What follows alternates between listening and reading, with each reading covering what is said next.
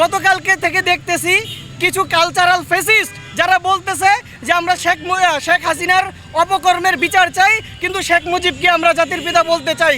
তাদেরকে একটা কথা বলতে চাই, শেখ মুজিব শুধুমাত্র শেখ হাসিনার জেনেটিক্যালি ফাদার ছিল না, সে স্বৈরাচারের ক্ষেত্রেও শেখ হাসিনার বাবা ছিল, ফাদার ছিল। কারণ আপনারা একটা জিনিস আমাকে বলতে পারেন যে 71-এ তার ভূমিকা নিয়ে আপনার ভূমিকার ব্যাপারে আপনারা কি বলবেন। 71-এ তার ভূমিকার কথা যদি বলতে চাই, প্রথমে বলতে হবে 25শে মার্চ কালো রাত্রে যখন তাজউদ্দিন আহমেদ তার কাছে সন্ধ্যাবেলা স্বাধীনতার ঘোষণা নিয়ে আসছিল, সে বলেছিল যে যাও বাড়ি থেকে নাকে তেল দিয়ে ঘুমাও, 29 তারিখে আমি কি করছি, হরতালের ডাক দিয়েছি।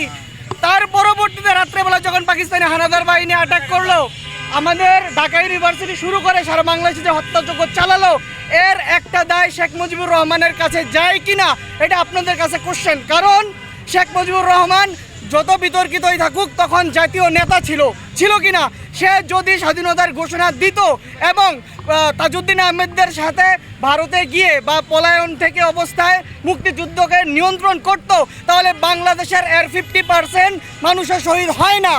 এবং সে যদি 25শে মার্চ সন্ধ্যাবেলা ঘোষণা দিত মুক্তিযুদ্ধের, তাহলে বাংলাদেশের সমস্ত আপামর জনতা, ঢাকা ইউনিভার্সিটির স্টুডেন্টরা সহ তারা মুক্তিযুদ্ধের জন্য প্রস্তুতি নিত। 25শে মার্চ কাল রাত্রে 12টার পরে পাকিস্তান সেনাবাহিনী এসে আমাদের ঢাকা ইউনিভার্সিটির স্টুডেন্টদেরকে এইভাবে নির্বিচারে হত্যা করতে পারতো না।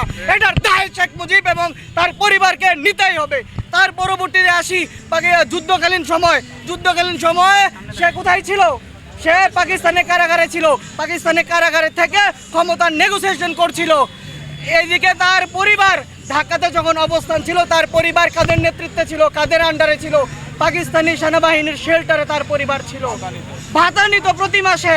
শেখ মুজিবুর রহমানের 2 ছেলে শেখ কামাল এবং জামাল মুজিব বাহিনী গঠন করেছিল পাকিস্তানে গিয়ে, ভারতে গিয়ে। মুজিব বাহিনীর সবচেয়ে বেশি লড়াই হয়েছে যুদ্ধের সময় কাদের সাথে? মুক্তিযোদ্ধাদের সাথে।